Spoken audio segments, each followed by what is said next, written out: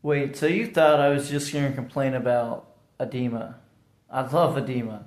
And respectfully, I love LeVeL. I love Bobby Reeves' music, but I got to rant about him too. And this is just respectfully. Um, I feel like it has to be said. And I'm sorry if I piss off anyone. Level Band Archive, sincerest apologies ahead of time. But let's talk about the wrong parts of what's going on with Bobby Reeves and LeVeL. This isn't a critique of a person's personal decisions so much as a lack of content. And respectfully, it takes a lot of moving parts for a band to release something. But if Adema could release, as they did, Topple the Giants with Tim Fluckey, there is not a reason in hell Bobby Reeves and LeVeL couldn't have released something since their debut album. And I know that the majority of Kill the Headlights was recycled LeVeL material. And Bobby Reeves has unofficially went and told several people that that was the second LeVeL album. And I believe it. I respect it. I will say, well, then we've got two albums from LeVeL. That's cool. That's awesome. However, we haven't heard shit since, what was it, 2006?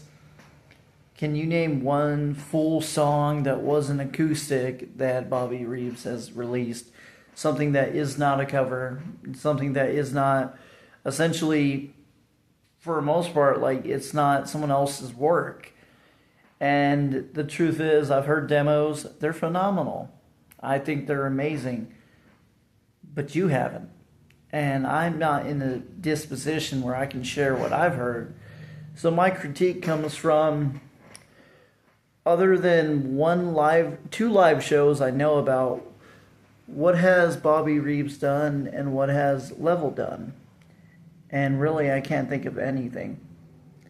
And that's sad because Bobby Reeves as a solo artist has shown so much potential, doing a lot of collaborations that fell through for God knows why. Respectfully, I shouldn't say God knows why, but he had a song with Tess Tuman that was pulled the day it premiered. And there was some stuff with White Noise that looks like was pulled in a similar fashion over royalty disputes. And then you have him release a song Champions for NCIS, which for whatever reason, there has not been a clear indication of what episode it was in. And we don't know if the song was finished, if it was, what we have is the full song, or if it's just a clip. And respectfully,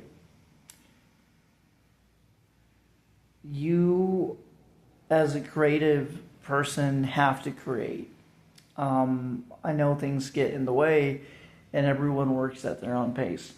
The stuff I have heard from Bobby Reeves is stuff that dwarfs everything they've released before, both on LeVeL side and Adema side. But demos versus actual completed songs are two drastically different things. And I really don't know if there's a nice thing I can say other than you have this man who has made a name for himself, made a career out of his music, fuck it all up by being his own biggest critic, by not just throwing himself out there and saying, bam, we're back. Because respectfully, that is better than doing nothing at this point. He has sat on LeVeL for so long, and even I would have not been mad if, when Bobby Reeves found out that Adema was recording an album again without Ryan, I would have not been mad at all if Bobby Reeves stepped up and said, hey, I want a shot. Give me one song, something. But that didn't happen. And I know that's outside of his control. But the thing is, well, what are we getting from Bobby Reeves this year? And this man, he goes on these benders of creativity, and then he drops off the face of the earth for 4 or 5 months, and nothing comes of it. And I will say, LeVeL themselves have not done anything I can name off the top of my head outside without Bobby. So I know a lot of this criticism falls on him, but it's not intended as a critique of him. Like I said, he is the most talented, probably member of Adema in general. And you can argue that, you can do whatever you want, but I'm just saying when it comes down to how he wrote Kill the Headlights, the majority of it, how he brought Ed Fierce,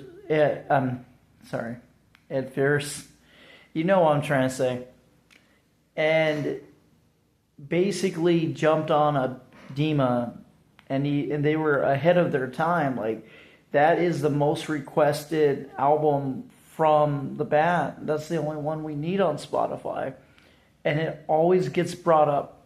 Why isn't Kill the Headlights on Spotify? And I don't know if it's royalties. I don't want to point a finger because he deserves to get paid on anything he does. But respectfully, there's no hype.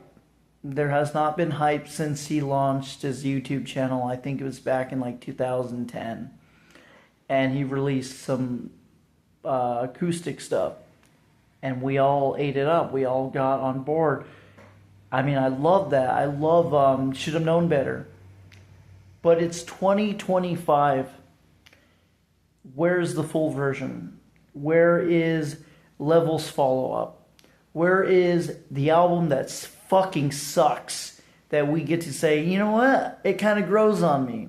Where's the album that blows us away? At the end of the day, my biggest critique with LeVel is where the fuck is LeVel? It's not meant to be an insult. Love it or hate it, Adema's put out some terrible fucking music. Resolution, good song, killed by a crappy rap. Freaking new metal style rap they slapped onto it. But they did it.